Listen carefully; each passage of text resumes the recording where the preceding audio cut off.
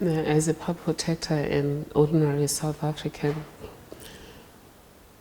I feel that the architects of our democracy were wise in creating the kind of constitutional architecture that has ensured that ultimately I'm part of the team that has defended the Constitution whilst being defended by the Constitution.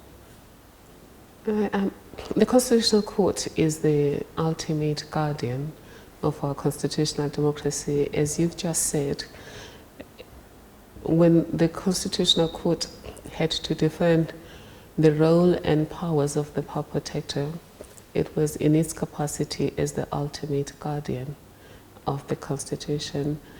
The significance of this remarkable site is a reminder of the painful past that we come from and the past that made us create this magnificent Constitution.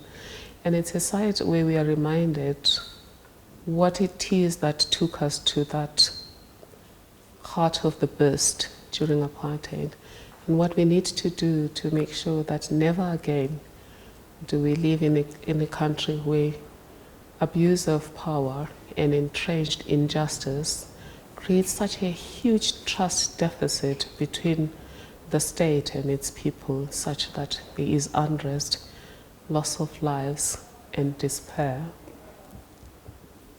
My plan is to have a 15-month sabbatical, and I already have an invitation from Oxford University to teach there for the whole of next year.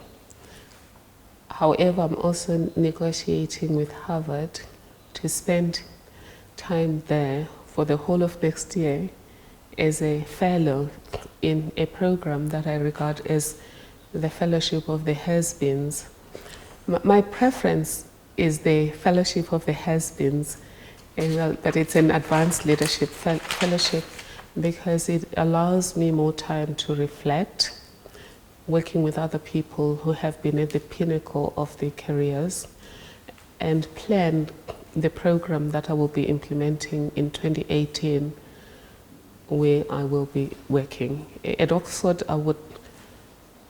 I must acknowledge it's a privilege to be asked by Oxford if you could teach there for a year. However, teaching is quite a demanding job, so I'd rather do it for a few months rather than do it for a whole year. In the same period, I will be writing a book on my life as a power protector and before then, so a memoir of some sort. I have also decided to collaborate with friends to write another book on administrative justice. My own interest is to look at the role of the power protector and public protector-like institutions in promoting administrative law and including administrative justice. I think Constitution Hill is a testimony to the healing power of the law when properly used. Under apartheid, the law was used as an instrument of oppression by those who were controlling state power and public resources. The new Constitution envisages the law as a beacon of hope and as an instrument of change. Our Constitution is both affirming who we are, but also who we have chosen to become. Hence, the Constitutional Court once referred to the Constitution as a bridge to the new society. And this place, Constitution Hill, is a reminder that we are a resilient society and that we can change pain into hope. Absolutely, we have received enormous public support, and as public protector team and as myself as a citizen, I am eternally grateful to the people of South Africa and the world for the enormous support that we receive. I've always said that we receive more than our fair share of criticism, but we also receive more than our fair share of support and praise.